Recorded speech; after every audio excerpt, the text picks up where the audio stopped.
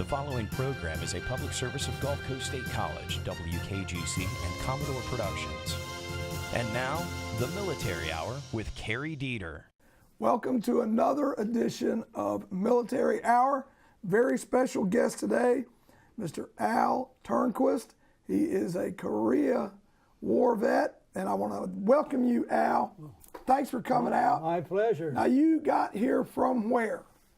Minneapolis, Minnesota. Minneapolis, Minnesota. Yeah. So that's a bit of a trek down here. Yeah, it and, is. And I understand you have some friends. They're not on camera right now, but we have some wonderful friends of yours, Bill and Gail. And my presumption is they must be from that area as well. Yes. Okay. And we also have Tim Stockinger. Good morning, Kerry. A Rocky Freedom. Good morning, brother. Good morning, Good to see you. I am thankful to see you and see you here. I know you got quite a story. Some of it I've heard bits and pieces of already, but tell us about your experience in Korea, and you can start at the beginning, start in the middle, you can start anywhere you want to. Well, I'll start in the very beginning. I graduated from high school in 1948, June, and in September I enlisted in the Marine Corps for 1 year. They were drafting at that time, so I thought a one-year deal didn't sound too bad. And so I went to Whidbey Island in the state of Washington for a year. And I got out in 49, and I was in the reserve for, inactive reserve for 6 years. Well, in 1950, they called me back for the Korean conflict, and I went to Camp Pendleton and got a refresher course. So in 48, a break in 49, back in 50. Okay, back so they called you back up. Yeah, called me back. They needed a few good men of me. I don't know. Do the conscript, the draft. Yeah. Yeah, and so after Camp Pendleton, then I guess we got shipped out of Seattle on a ship they called the Aiken Victory, which is a converted merchant ship. Real big one, wasn't it? Yeah, 455 feet long. Yeah. And I was going to tell you, I think it held about 4,500 men. Wow, that was cramped. So we were kind of close quarters there. Yeah. It took us 18 days to get to Korea. We stopped over at Kobe, Japan for one night for resupplying and stuff. So we landed in Busan on April Fool's Day. April 1. Jeez. Yeah. You won't forget that one, will you? Yeah, I'll never forget it. Well, that was really a joke. So. Yeah. And we disembarked on Busan, and they spread us out in a field. I was trained as a machine gunner at Camp Pendleton, 30 and 50 caliber, and then didn't make any difference. Once you got spread out there, they told you go here, you go there, wherever they needed you. Yeah. So I lucked out. I got put into a supply company. So I really lucked out. I've been fortunate my whole life, I guess. Yep, I understand. Somebody's watching out for me. Amen. That's the way I figure it too. I'm one of the fortunate few. And after this was all over, of course, I married the best thing in the world. So and I got the best kids. Good for you. Glad to hear it. I've been so fortunate, you know. So anyway, I was in Korea for 13 months, over 13 months. Over 13 months. So I saw summer and winter and spring and fall. That reminds me of that song. Yeah, oh yeah, we talked about that. Yeah. So nothing outstanding, really. Winter's not the best. Wasn't the best, yeah. I could tell you something about it that I probably shouldn't say, but you know, I can't. How can I whisper this? I can't remember having a bowel movement over there in the winter, you know, or any time. I mean, if you have to urinate, well, there's no problem, but I cannot remember. Isn't that something? I can understand that. I don't know if anybody else has ever said that, but Yeah. I cannot recall anything like that. Well, good for you. When we first got there, well, we from Busan we rode in trucks, you know, and then we went to an airfield and we took a DC-9 and flew further north. And then there was a couple more truck trips. This is April. It was hot and dusty, and we were in the back, you know, cover up your rifle. That's the only thing. And then one night they said, well, okay, you get out and you go in there and see in this tent and see if you can find a place to sleep. So I did. Well, at that time, it was a lot of things going on there. And we were kind of advancing to the rear at that time. And being in a supply company, well, they had fuel and I happened to be in the food part, sea rations and stuff. So the men could move back, but it took a while to move all this barrels and all that stuff. So we ended up being the perimeter, and some of the times you would lose contact with, you didn't know where the enemy was. They just quit. Yeah. And a lot of the activity was night. We'd get a lot of mortars, you know, and the saying was, if you could hear them, you're okay. But if the one that you can't hear, that's a dead center shot.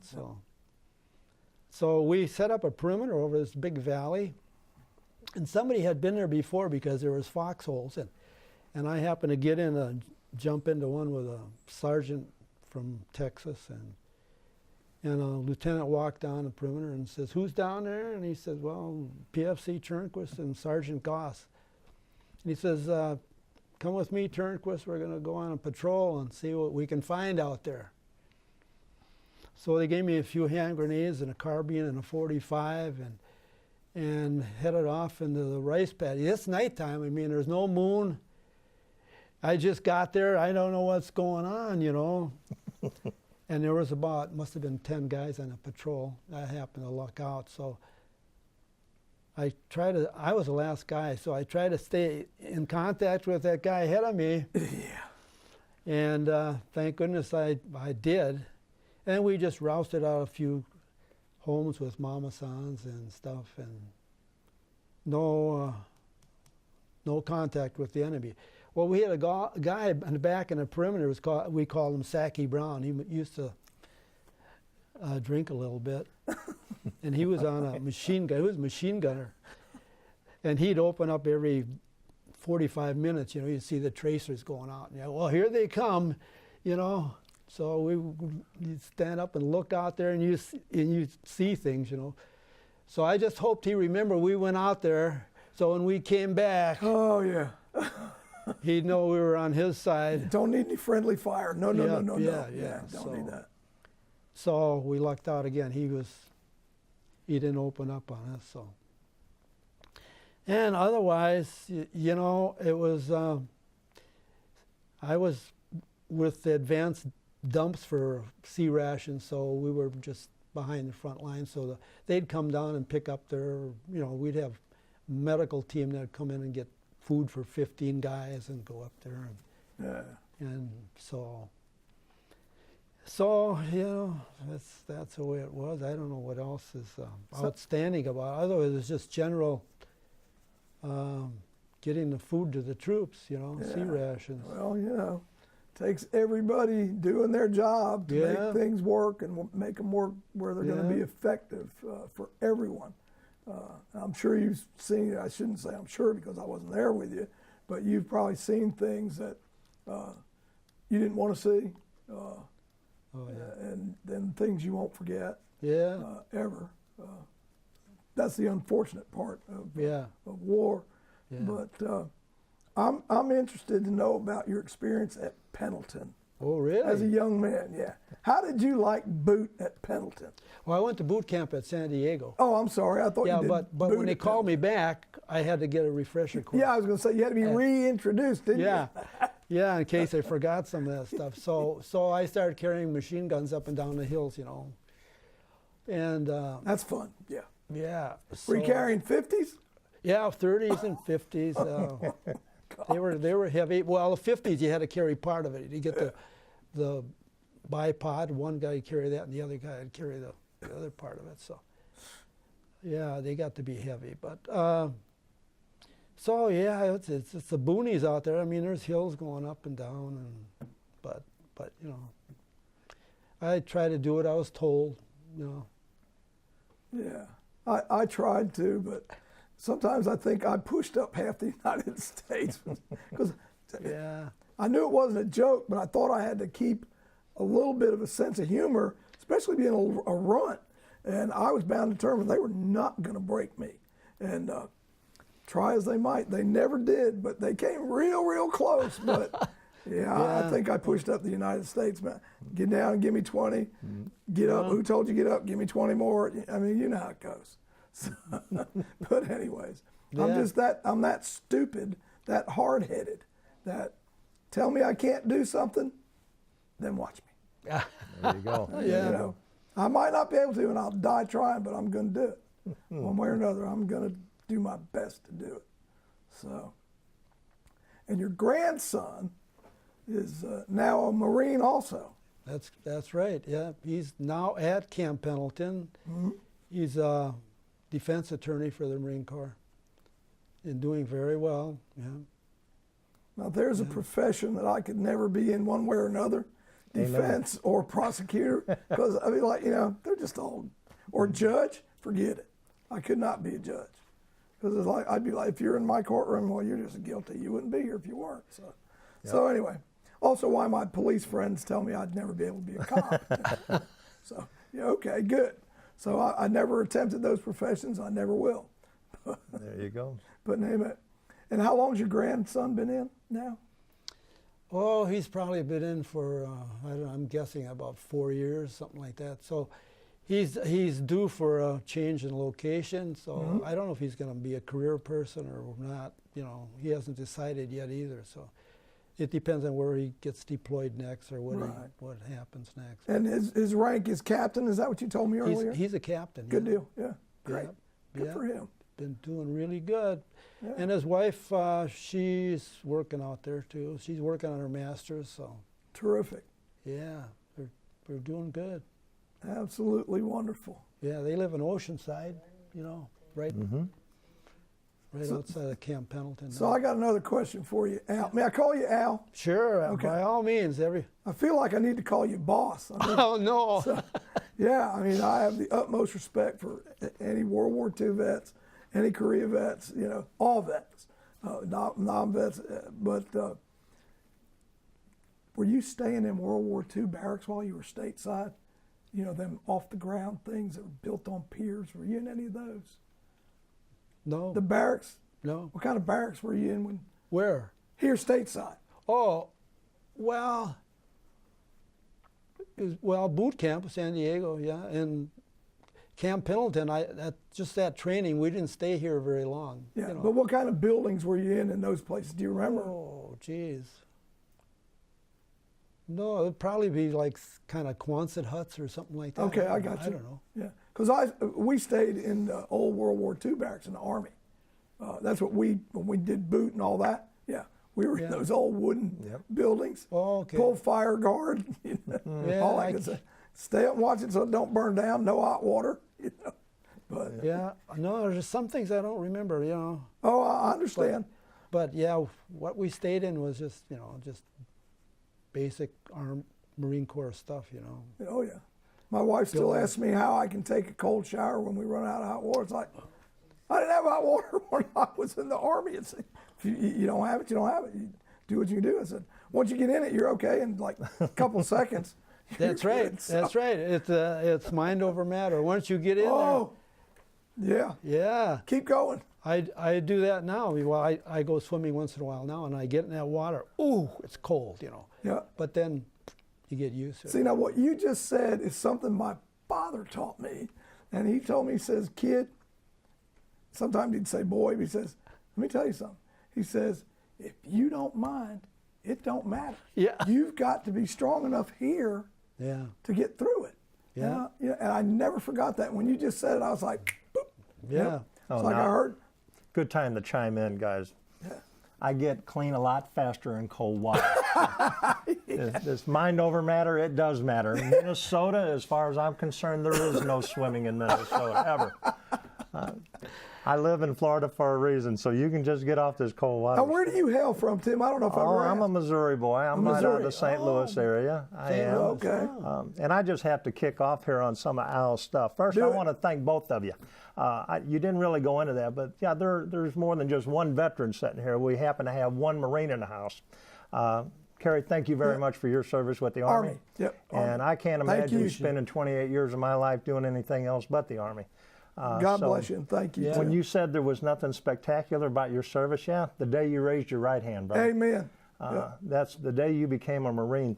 And I felt blessed by meeting Bill and Gail. You kind of pointed wonderful them out people. I back tried in to the get them to audience. come over here and sit, but they kind of maybe back in next the time. sidelines there. They said we got a cousin coming down, used to be a Marine, and the light went off. I said, I don't know a Marine that ever used to be. No. Yeah, Once that's a what they Marine, say. always a Marine. There you go. Once you're a Once Marine, a always a soldier, Marine. always I a got soldier. that on my refrigerator.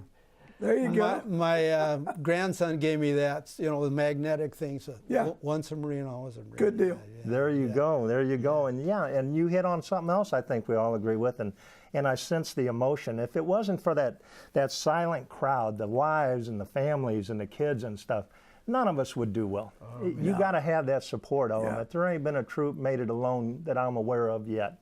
I appreciate you even mentioning them, bringing that up. Yeah. Yep. And I have spoken with your daughter. You seemed a little surprised to know that. Yeah. Well, she, she's fantastic. If you've talked to her, I believe it. she's so organized. It hurts. Well, you were concerned that I had good. a lot of that information, but when I bring a Marine into a small area with 2 Army guys, I want to know what I'm getting myself into. Yeah, we might get hurt. No chance of that. No chance of that. Yeah. Well, I'm proud that your cousin took the time to introduce you, and it's been a pleasure for me to spend some time with you this morning. My pleasure too. It just blows me away, and I'll point out again that we've talked about Korea. We've got a Vietnam veteran. I was fortunate enough, and I used the all-expense-paid trip to beautiful downtown Baghdad to describe my last tour. But in doing that, you pointed out how things are so different and yet so similar. Through all that time we've spanned, we all still depend on our beams and our bullets and our friends and our family. And duty first, and it's a big deal. So when you say not significant, I think there's a lot of people that would disagree with you. You're a pretty special guy. Just going over to Korea in that puddle jumper. Oh, gee. Well, you know what? 65 wide. And we went through a hurricane, but you take showers. You ever take saltwater showers? They want you, because that's what's all salt water. Well, you feel sticky when you get done, I mean, why did I take that? I mean, you feel worse than when you went in there. But how exactly does a Marine sleep on a 450-foot yacht? Well, when you're going through a hurricane, not very good. Not very There's some guys, when they set foot in that thing in Seattle, they got seasick. They went to sick bay, and stayed there for the whole time. Oh, goodness. They could not stand the rolling and pitching. So hence landlubbers. So but now I've been on ships. I never got sick on one, or flying. I never got sick flying. But I understand, and I've seen people they just ruts their guts. They stay sick for days and days. You did okay with that though? 18 days on that. You 18, and we were stacked about every 2 feet, all the way up there. I was about this high up, and 4,000 people on there. It's wow. Some days you'd go down to the galley, and it's a rough day, and the trays are. We didn't have chairs. We just had a table. You'd stand up and eat on a table about so high, and trays are falling on the floor, and there's slippery oatmeal there and throwing up. And so I just went down and went right up the other side. And I didn't eat that day, but and I spent a lot of time on the upper deck, keeping the horizon in my view, because that helps out. That's a good idea. Secret to success. That's a good idea right there. Yeah, for sure. Yeah, so.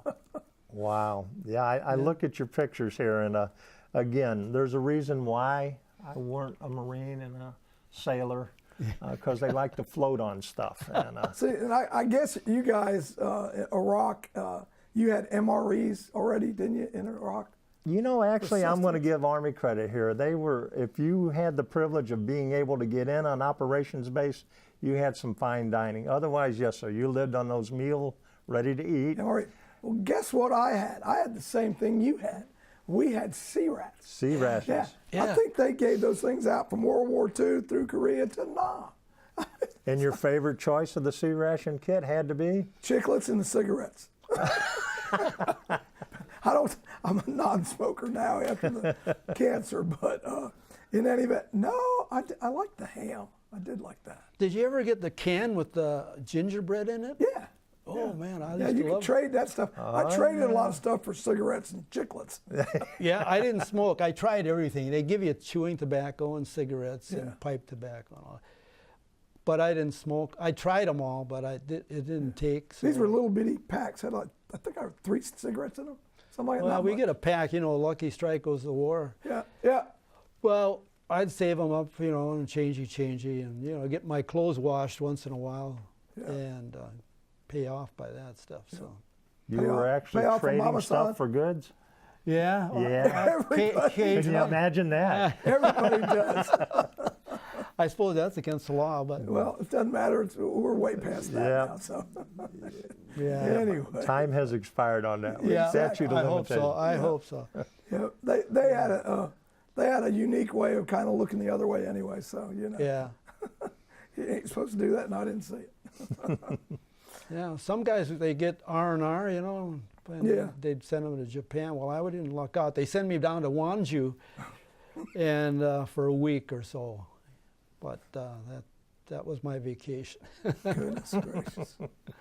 And I Well- really can't tell you where I was because we just kept on moving.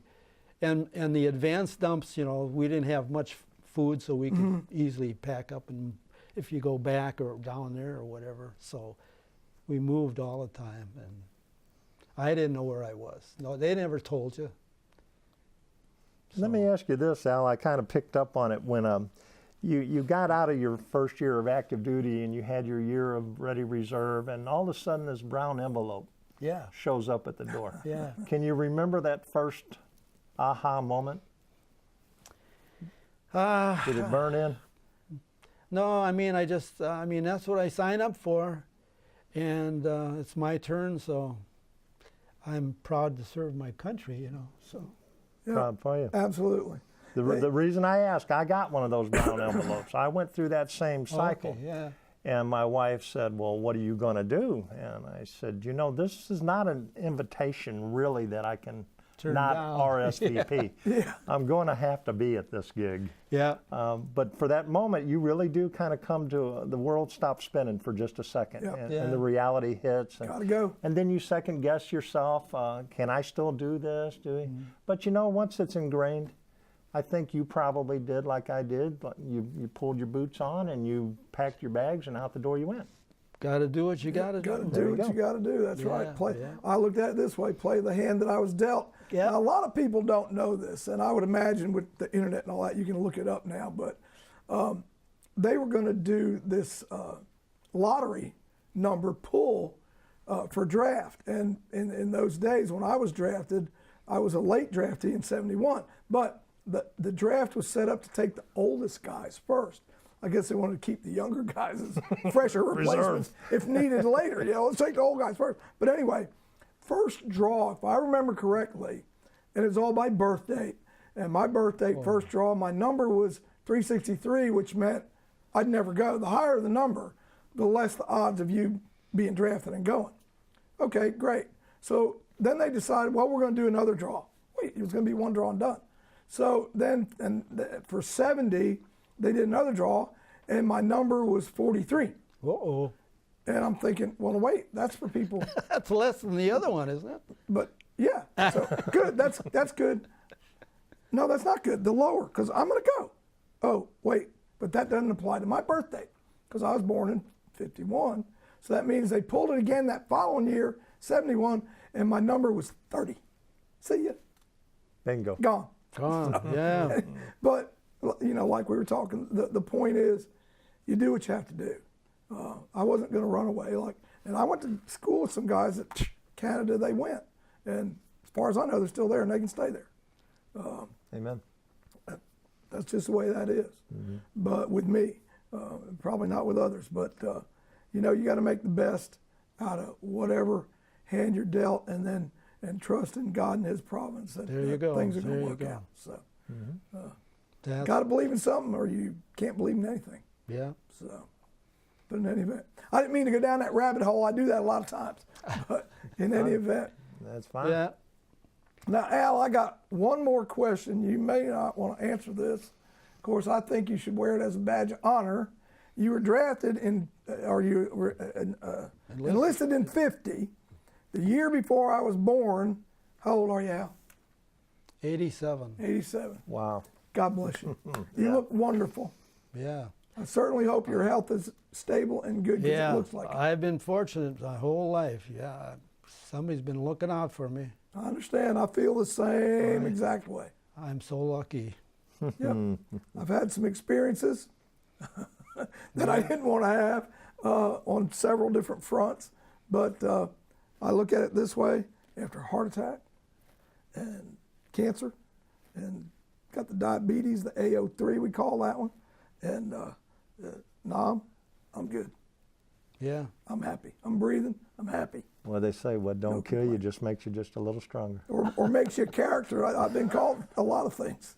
Character doesn't come to mind, but I've been called a lot of things. Beauty and character, you slip right by. Yeah, I'd miss those. Of course, my dear old dad, you'd have to know him to love him, World War II guy that he was, but he said, son, when they passed out books, you thought they said looks, and you lost on both of them. Al, thank you.